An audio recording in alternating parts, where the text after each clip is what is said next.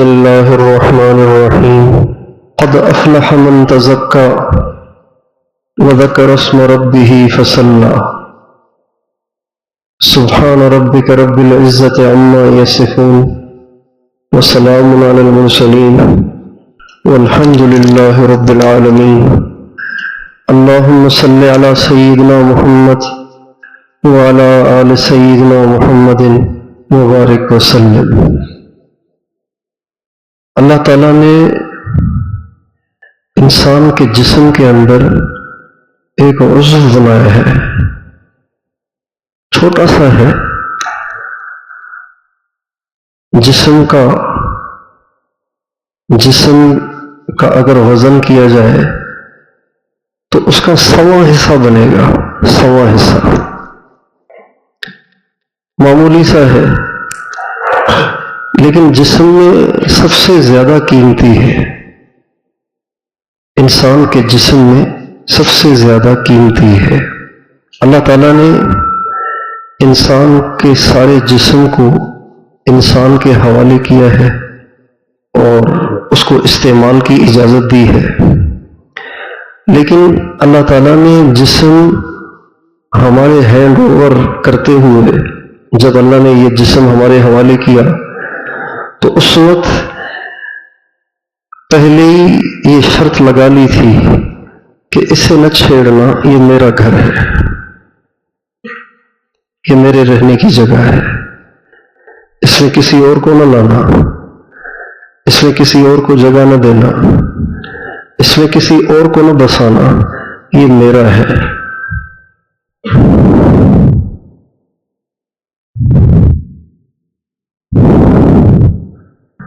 لیکن انسان دنیا میں آ کے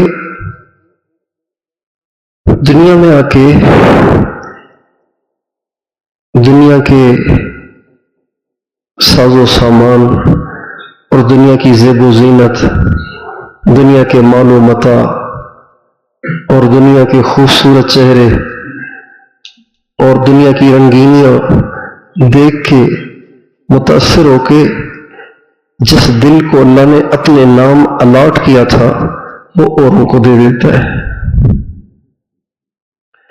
اس کی مثال بالکل ایسی ہے جیسے بعض دفعہ سرکاری ملازمین جو اوپر کے لیول کے لوگ ہوتے ہیں، ان کو لوگ رشوت دیتے ہیں اور رشوت دے کے سرکاری پلاٹس اپنے نام الاٹ کروا لیتے ہیں، جو کہ ناجائز ہے، حرام ہے، چوری ہے اور ڈاکہ ہے۔ نہ لینے والے کا لینا ٹھیک، نہ دینے والے کا دینا ٹھیک، اس لیے کہ وہ تو سرکاری پلاٹ ہے۔ بات سمجھ میں آ رہی ہے؟ بالکل اسی طرح سے اللہ تعالیٰ نے ہمیں اس جسم کا نگہبان بنایا ہے اور اس دل پر اللہ تعالیٰ نے اپنی ملکیت کو باقی رکھا ہے اور اس دل کو اپنے لیے خاص کیا ہے، لیکن دنیا کی زیب و زینت، دنیا کی رنگینیاں، دنیا کا لطف، دنیا کی زیب و زینت، خوبصورت چہرے، گورے چٹے چہرے، یہ انسان کو ایسا مست کر دیتے ہیں کہ پھر وہ یہ اللہ تعالیٰ کا الاٹ شدہ پلاٹ وہ اوروں کے حوالے کر دیتا ہے اور اس میں اوروں کو بسا لیتا ہے، دوسرے آ کے اس میں بسنا شروع ہو جاتے ہیں۔ اب دل میں عورت بستی ہے، دل میں مرد بستا ہے، دل میں گھر بستا ہے، دل میں گاڑی بستی ہے، دل میں عہدہ بستا ہے اور دل میں عزت اور وجاہت بستی ہے۔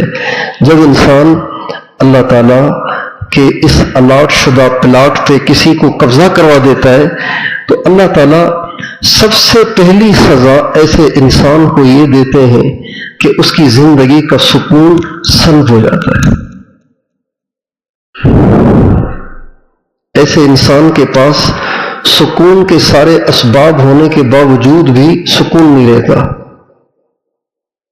وہ کہتا ہے سکون کیوں نہیں ہے، میرے پاس بنگلہ بھی ہے، میرے پاس سب کچھ ہے۔ بہت سے لوگ ایسے ملتے ہیں جن کا پہلا جملہ یہ ہوتا ہے، حضرت میرے پاس سب کچھ ہے اللہ کا دیا ہوا، لیکن سکون نہیں ہے۔ سب کچھ ہے اللہ کا دیا ہوا، لیکن سکون نہیں ہے.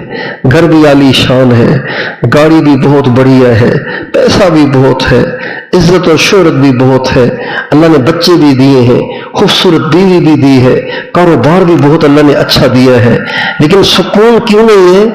اس لیے کہ اللہ کے ساتھ خیانت کر رکھی ہے کہ یہ دل صرف اللہ کو بسانے کے لیے تھا, صرف اللہ سے لگانے کے لیے تھا, صرف اللہ سے پیار کرنے کے لیے تھا, اور اس دل میں کسی اور کو بسا لیا. اس لیے بے سکونی کی ابتدا بے سکونی کی ابتدا بے سکونی کی ابتدا وہاں سے ہوتی ہے جہاں انسان اللہ تعالیٰ سے خیانت کرتا ہے. اس کو خیانت کہتے ہیں نا. کسی کی چیز آپ کسی کو دے رہے ہیں, کسی کی چیز کو اپنی چیز سمجھ کے آپ کسی اور کو دے رہے ہیں, یہ خیانت ہے نا. اس کو اللہ تعالیٰ فرماتے ہیں یعلم خائنۃ الاعین وما تخفی الصدور. اللہ تعالیٰ فرماتے ہیں میں دیکھتا ہوں تم اپنی آنکھوں سے خیانت کرتے ہو, مجھے اس کا پتہ چلتا ہے کہ تم کیا دیکھ رہے ہو. دیکھنے والا سب کو دھوکہ دے سکتا ہے, اللہ کو دھوکہ نہیں دے سکتا. ایک آدمی ایک خوبصورت لڑکے کو دیکھ رہا ہے, اور دوسرا کوئی سمجھ رہا ہے یہ تو اس کا بیٹا ہوگا, یہ تو اس کا شاگرد ہوگا, لیکن اس کو بری نگاہ سے دیکھ رہا ہے. اللہ تعالیٰ فرماتے ہیں مجھے پتا ہے کہ تم کیوں دیکھ رہے ہو. لوگوں کو دھوکہ دے سکتے ہو, مجھے دھوکہ نہیں دے سکتے. یعلم خائنۃ الاعین وما تخفی الصدور. تمہارے سینے میں جو گندے جذبات چھپے ہوئے وہ تو کوئی بھی نہیں دیکھ رہا, میں وہ بھی جانتا ہوں. اس لیے یہ انسان کی ذمہ داری ہے, یہ انسان کی ڈیوٹی ہے کہ وہ اس دل کو اللہ کے لیے خاص کرے, اس دل کے قریب کسی کو آنے نہ دے, پہریدار بن جائے, گارڈ بن جائے, گن مین بن جائے, اپنے دل پہ پہرا لگائے کہ میں نے اس دل میں کسی اور کو آنے نہیں دینا. ہمارے بزرگ تھے حضرت حاجی عبدالوہاب صاحب, ان سے میں نے ایک واقعہ سنا. فرمانے لگے کہ شیخ الاسلام حضرت بابا فرید الدین گنج شکر رحمۃ اللہ علیہ, نام سنا ہے آپ نے؟ بہت بڑے بزرگ تھے, بہت بڑے عالم بھی تھے, بہت بڑے بزرگ بھی تھے. ان کی تھی بیٹی, ان کی بیٹی تھی اور وہ بہت خوبصورت تھی.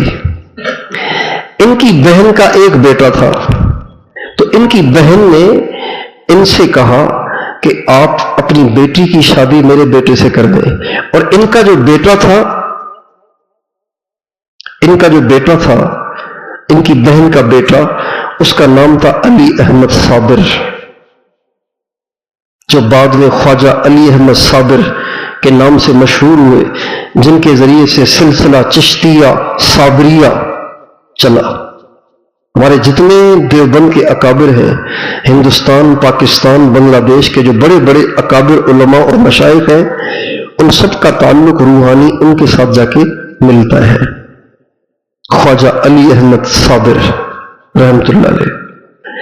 اب یہ ان کے بھانجے بھی تھے, ان کے مرید بھی تھے. خواجہ علی احمد صابر ان کے مرید بھی تھے. تو جب بہن نے کہا نا کہ اپنی بیٹی کا رشتہ ان سے کر دیجئے, تو انہوں نے فرمایا کہ نہیں, آپ اس کی شادی نہ کریں, آپ اس کی شادی نہ کریں. وہ اس وقت شادی کے حال میں نہیں ہے, آپ اس وقت اس کی شادی نہ کریں, وہ اس وقت شادی کے حال میں نہیں ہے. بہن کو یہ بات سمجھ میں نہیں آئی, بہن نے زیادہ اصرار کیا. ان کا ٹھیک ہے کر دو نکاح, میں نے آخر بیٹی کسی کو تو دینی ہے, آپ میری بہن ہے, آپ کا زیادہ اصرار ہے تو لے لے, لیکن آپ کا بیٹا علی احمد ابھی شادی کے حال میں نہیں ہے. لیکن بہن کے اصرار پہ بالآخر انہوں نے شادی کر دی, نکاح ہو گیا, رخصتی ہو گئی. جب حضرت خواجہ علی احمد صابر رحمۃ اللہ علیہ اپنی دلہن کے کمرے میں داخل ہوئے اور اپنی دلہن پہ نظر پڑی, تو وہ تو انتہا درجے کی خوبصورت تھی. جو ہی ان پہ پہلی نظر پڑی, جو کہ جائز تھی, یہ پہلی نظر جائز تھی چونکہ بیوی تھی ان کی, یہ نظر جائز تھی. جب ان پہ پہلی نظر پڑی تو وہ اتنی خوبصورت لگی کہ انہوں نے آسمان کی طرف نظر اٹھائی اور کہا یا اللہ، آج تک تو میں نے اس دل میں کسی کو داخل نہیں ہونے دیا، لیکن آج یہ لڑکی میرے دل میں جانے لگی ہے، اب یہ لڑکی میرے دل میں گھر بنانے لگی ہے. آسمان کی طرف منہ اٹھا کے یہ کہا. تو فرمایا کہ جو ہی انہوں نے یوں کہا تو ایک دم ایک آگ اٹھی اور وہ لڑکی بھسم ہو گئی. جب کمرہ کھولا گیا تو وہاں لڑکی نہیں تھی، راکھ پڑی ہوئی تھی. جب حضرت بابا فرید الدین پن شکر رحمۃ اللہ علیہ کو بتایا گیا کہ جی آپ کی بیٹی کے ساتھ یہ معاملہ ہوا ہے، تو فرمایا میں نے تو اپنی بہن کو بہت سمجھایا تھا کہ علی احمد اس وقت نکاح کے حال میں نہیں ہے، آپ اس کا نکاح کریں. اس کا زیادہ اصرار تھا، اس لیے میں نے مجبوراً کر دیا. تو یہ ہر مسلمان کی ڈیوٹی ہے کہ وہ اپنے دل پر ایسا پہرا لگائے، ایسا پہرا لگائے کہ اس دل میں کوئی بھی نہ جائے، کوئی بھی نہ جائے. جائے تو وہ جائے جو اللہ کی وجہ سے جائے. اس دل میں حضور جائے اس لیے کہ حضور اللہ کے محبوب ہیں. اس دل میں ماں جائے اس لیے کہ ماں کا بڑا حق ہے. اس دل میں جائے تو باپ جائے اس لیے کہ باپ کا بڑا حق ہے. لیکن اس دل میں اللہ کے علاوہ کوئی نہ جائے. وہ جائے جس کا اللہ کا حکم ہے، اس کے علاوہ کوئی نہ جائے. اس لیے اللہ تعالیٰ قرآن پاک میں فرماتے ہیں قد افلح من تزکا وذکر اسم ربہ فصلی بل تؤثرون الحیاۃ الدنیا والآخرۃ خیر وابقا. اللہ تعالیٰ فرماتے ہیں کامیاب ہو گیا وہ شخص جس نے اپنے دل کو ہر غیر سے پاک کر لیا، اللہ کا نام لیا، نمازیں پڑھتا رہا. لیکن اللہ تعالیٰ فرماتے ہیں لیکن تم تو اپنے دل کو پاک نہیں رکھتے، تمہیں تو دنیا بہت اچھی لگتی ہے. بل تؤثرون الحیاۃ الدنیا، تم تو دل کو پاک نہیں رکھتے، تمہیں تو دنیا بہت اچھی لگتی ہے. تمہیں تو دنیا کی زیب و زینت، تمہیں تو دنیا کی گاڑیاں، دنیا کے خوبصورت چہرے، دنیا کے حسین لوگ، دنیا کے عالی شان بڑھیا گھر، عہدے، گاڑیاں، حکومت، عزت، وجاہت، تمہیں تو یہ چیزیں اچھی لگتی ہیں. اور جب تک انسان کا دل ان چیزوں سے پاک نہیں ہوتا تب تک اس کے دل میں سکون نہیں آتا. جس کے سر میں جوئیں پڑ جائیں، جس کے سر میں جوئیں پڑ جائیں، جب تک جوئیں نہ نکلیں تب تک اس کو سکون ملتا ہے؟ بولیے. جب تک جوئیں نکلیں گی نہیں نا سکون نہیں ملے گا. بعض بچیوں کو جوئیں پڑ جاتی ہیں بچپن میں بہت زیادہ، تو وہ ساری رات اپنا سر کھجاتی رہتی ہیں، کھجاتی رہتی ہیں. بیچاری سو نہیں پاتی وہ بچیاں جن کے سروں میں جوئیں پڑ جاتی ہیں. پھر ان کی مائیں ان کو دن کو دھوپ میں لے کے بیٹھتی ہیں، ان کے سر کو دھوتی ہیں، اسٹیل کی کنگھی سے کھرچ کے ان کی جوؤں کے انڈوں کو نکالتی ہیں. پھر کہیں جا کے بچی کو سکون ہوتا ہے اور میٹھی نیند سو پاتی ہے. بالکل اسی طرح سے جس کے دل سے اللہ کا غیر نہیں نکلے گا وہ سکون کی زندگی نہیں گزار سکے.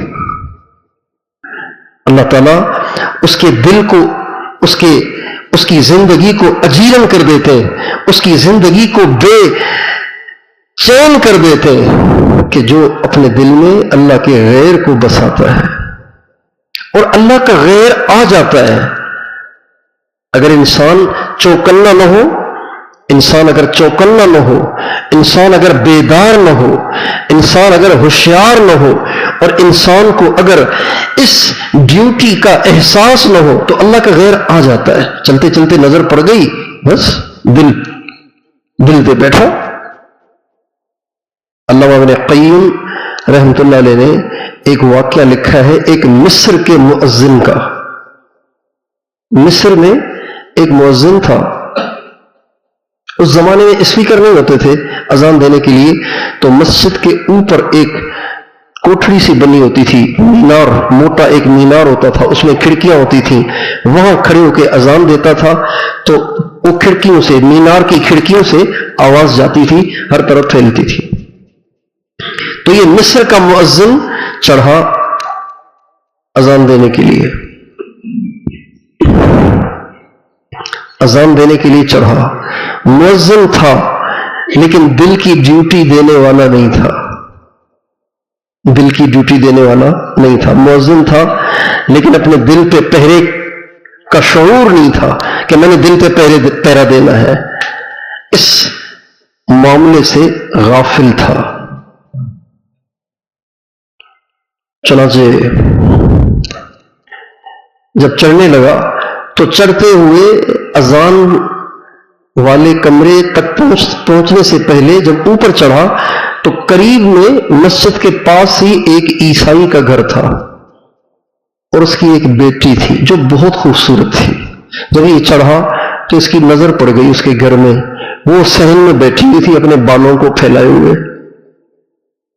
اب اس مؤذن صاحب کی جو نظر پڑی، چونکہ اپنے دل پہ پہرے داری، اپنے دل کی نگہبانی کا شعور تو تھا نہیں، لہذا دیکھتے ہی دل دے بیٹھا، عاشق ہو گیا. چنانچہ وہ لکھتے ہیں کہ وہ آگے اذان دینے کے لیے نہیں گیا، واپس پیچھے آیا. اتنا اس پہ اس کا عشق سوار ہو گیا کہ اذان بھی اس نے نہیں دی، اذان دیے بغیر ہی اتر گیا اور گیا اس عیسائی کے دروازے پر. اس کا دروازہ کھٹکھٹایا، اس نے دروازہ کھولا. ان کہا ہاں جی کیسے آئے؟ کہا میں آپ کی بیٹی کا رشتہ لے کے آیا ہوں. کہا کس کے لیے؟ کہا اپنے لیے. کہا آپ سے کیسے ہوگا، آپ تو مسلم ہیں، ہم تو نصرانی ہیں. کہا نہیں میں ہو جاؤں گا نصرانی اگر آپ کہیں گے تو. چنانچہ اسی وقت وہ نصرانی ہوا. اس نے اس کو گھر کے اندر بلایا اور ملاقات کے لیے اس کو بالا خانے کی طرف بلایا. جو ہی وہ بالا خانے کی طرف چڑھنے لگا، سیڑھی پہ قدم رکھتے ہی پاؤں پھسل گیا اور نیچے گرا اور گردن ٹوٹ گئی اور کفر پہ مر گیا. نہ ادھر کے رہے نہ ادھر کے رہے، نہ خدا ہی ملا نہ وصال صنم. اسلام بھی ہاتھ سے چھوٹ گیا اور لڑکی بھی نہیں ملی. یہ نتیجہ ہوتا ہے دل پہ پہرا نہ دینے کا. اس لیے دوستو اس بات کو ذہن نشین کر لیجئے کہ یہ دل کس کے لیے ہے؟ سب بتائیں کس کے لیے ہے؟ کس کے لیے ہے؟ کس کے لیے ہے؟ کس کے لیے ہے؟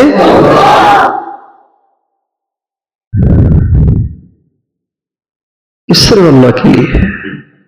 لا الہ الا اللہ، کوئی نہیں میرا محبوب سوائے تیرے. لا الہ الا اللہ، کوئی نہیں مطلوب میرا سوائے تیرے. لا الہ الا اللہ، کوئی نہیں مقصود میرا سوائے تیرے. یا اللہ میں تجھے چاہتا ہوں، میں کچھ نہیں چاہتا. دنیا کے عہدے مل بھی گئے تو چھوٹ جائیں گے، دنیا کی دولت مل بھی گئی تو یہی رہ جائے گی. دنیا میں نے عالی شان گھر بنا بھی لیا تو کون سا ہمیشہ رہنا ہے، ایک دن قبر میں جا کے سونا ہے. اگر دنیا کی حکومت مجھے مل بھی گئی تو ایک دن یہ تخت مجھ سے چھین لیا جائے گا. اور دنیا کی ساری خواہشات میری پوری ہو بھی گئی تو آخر میں نے مرنا ہے، تینوں کی خوراک بن جانا ہے. لیکن یا اللہ میں نہیں چاہتا یہ چیزیں، میں تجھے چاہتا ہوں، تو مجھے مل جائے.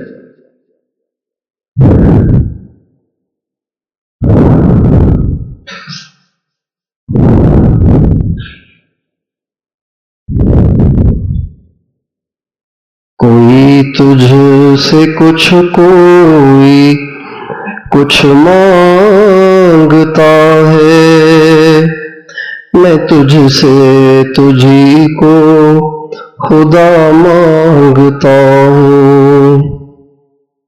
کوئی تجھ سے کوئی کچھ مانگتا ہے، میں تجھ سے تجھی کو خدا مانگتا ہوں۔ کوئی مجھ سے پوچھے میں کیا چاہتا ہوں، میں اپنے خدا سے خدا مانگتا ہوں۔ وہ ہو جائے میرا، میں ہو جاؤں اس کا، یہی رات دن میں دعا مانگتا ہوں۔ نہ یہ چاہتا ہوں نہ وہ چاہتا ہوں، میں اپنے خدا سے خدا چاہتا ہوں۔ اس کیفیت سے ہر مسلمان کے لیے جینا فرض ہے۔ ہم لوگ اس بات کا خیال نہیں کرتے، اس لیے زندگی میں بے سکونی ہے اور دل میں پتہ نہیں کیا کیا کچرا بھرا پڑا ہے۔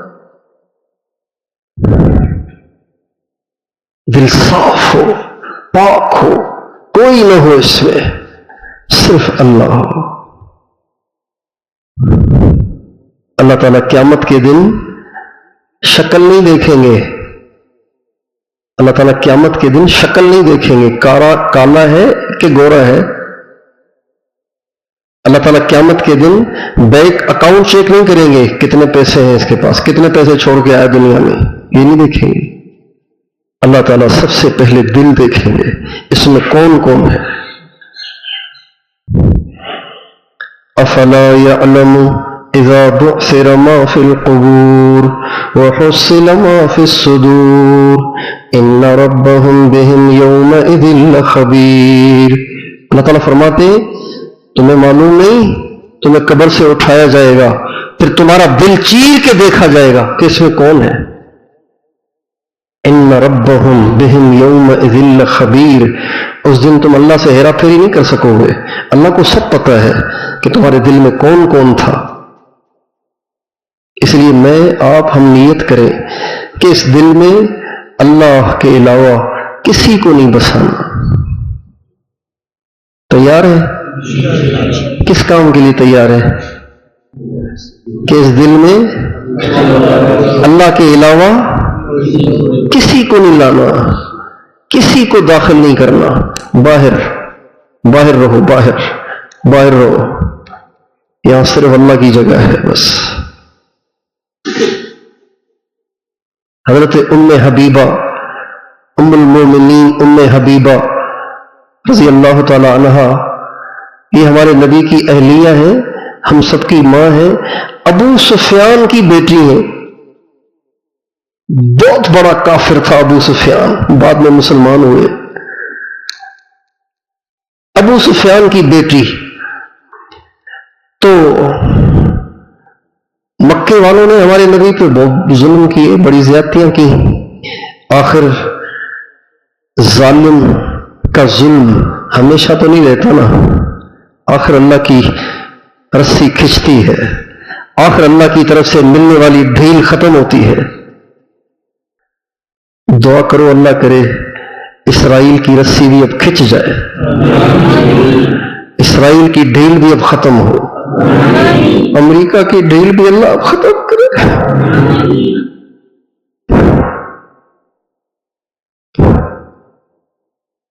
ظالم کا ظلم ہمیشہ نہیں رہتا، ضرور اس کی رسی کھچتی ہے، ضرور اس کی ڈھیل ختم ہوتی ہے۔ قریش مکہ نے ہمارے نبی پہ مسلسل زیادتیاں کی، ظلم کیے، آخر اللہ کی پکڑ میں آ گئے۔ اتنی قحط سالی کہ بھوک سے بل بلا اٹھے۔ تو قریش مکہ آپس کو کہنے لگے کیا کرنا چاہیے؟ کہنے لگے محمد کی بد دعا ہے، جاؤ اس سے معافی مانگو، ان سے دعا کراؤ گے تو یہ مصیبت ہٹے گی۔ چنانچہ انہوں نے ابو سفیان کو بھیجا، چونکہ سب سے زیادہ مخالفت کا مظاہرہ یہی کرتا تھا، تو ابو سفیان کو بھیجا کہ جاؤ جا کے محمد سے دعا کراؤ۔ چنانچہ ابو سفیان مکے سے چلا اور آ کے ہمارے نبی سے ملا اور کہا محمد تیری قوم بھوک سے مر رہی ہے، تم ان کے لیے دعا کرو۔ نبی کریم صلی اللہ علیہ وسلم نے ان کے لیے دعا کی، حضور نے پھر بھی دعا کر دی۔ دیکھیں کہ صحیح ہمارے نبی کے اخلاق، ہمارے نبی کی رحمت للعالمین، ہمارے نبی کی کریمی، کہ ایسوں کے لیے بھی دعا کر دی۔ چنانچہ کئی سالی دور ہو گئی، جب وہ مدینے میں آیا ہمارے نبی سے دعا کرانے کے لیے تو اپنی بیٹی سے بھی ملنے گیا، ام حبیبہ سے۔ جو ہی وہ گھر میں داخل ہوا حضرت ام حبیبہ کے گھر میں، تو جو بستر ہمارے نبی کا بچھا ہوا تھا چارپائی پہ، تو حضرت ام حبیبہ نے فوراً وہ بستر لپیٹ دیا، بستر لپیٹ دیا اور ویسے ہی بیٹھ گیا آ کے۔ تو ابو سفیان نے اپنی بیٹی حضرت ام حبیبہ سے پوچھا، بیٹی یہ بستر میرے قابل نہیں تھا یا میں بستر کے قابل نہیں تھا، یہ تو سمجھاؤ۔ اس لیے کہ جب کوئی مہمان آئے تو اس کے لیے تو بستر بچھایا جاتا ہے، لپیٹا نہیں جاتا ہے، آپ نے بستر لپیٹ کیوں دیا؟ تو کہنے لگی تو مشرک ہے اور یہ میرے نبی پاک نبی کا پاک بستر ہے، آپ اس بستر پہ بیٹھنے کے لائق نہیں ہے، اس لیے میں نے بستر لپیٹ دیا۔ تو کوئی بھی ہمارے دل میں جانا چاہے ہم اسے کہیں گے نہیں یہ دل اللہ کے لیے ہے، تو اس قابل نہیں ہے کہ اس دل میں تجھے لایا جائے، یہ دل اللہ کے لیے ہے، اس میں کسی اور کے جانے کی گنجائش نہیں۔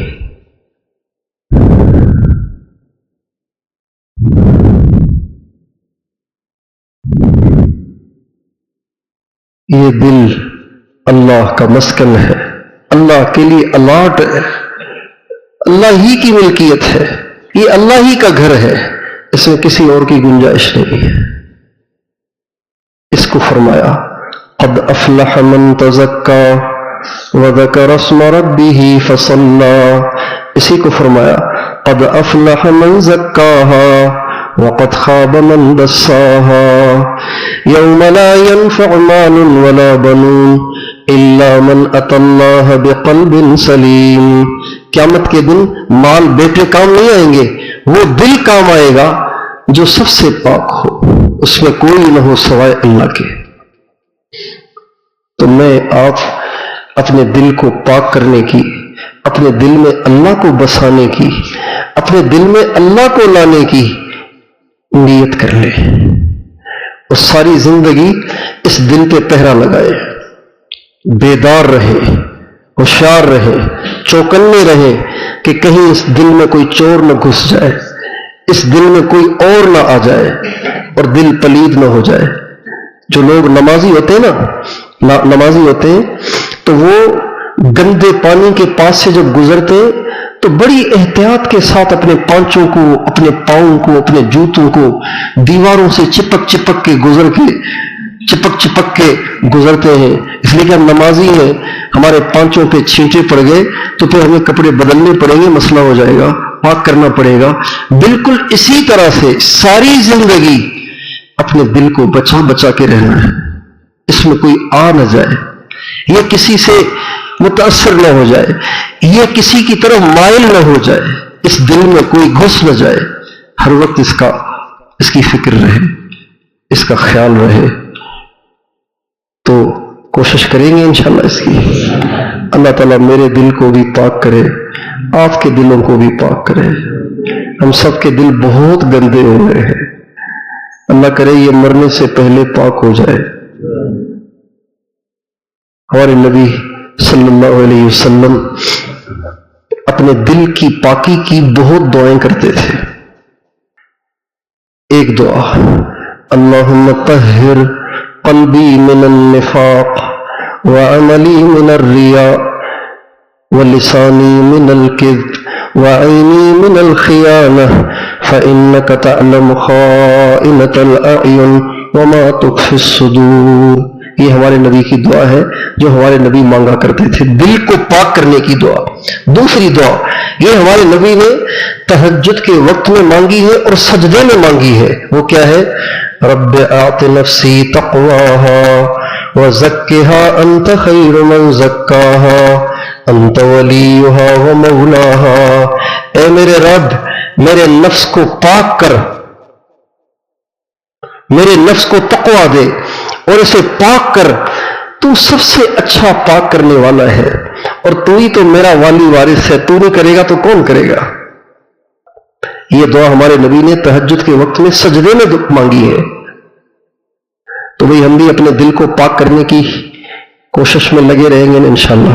اللہ تعالیٰ مجھے اور آپ کو اپنے غیر سے پاکیزہ دل عطا فرمائے اور ہمیشہ اپنے دل کی نگہبانی کی توفیق عطا فرمائے۔ وآخر دعوانا ان الحمد للہ رب العالمین۔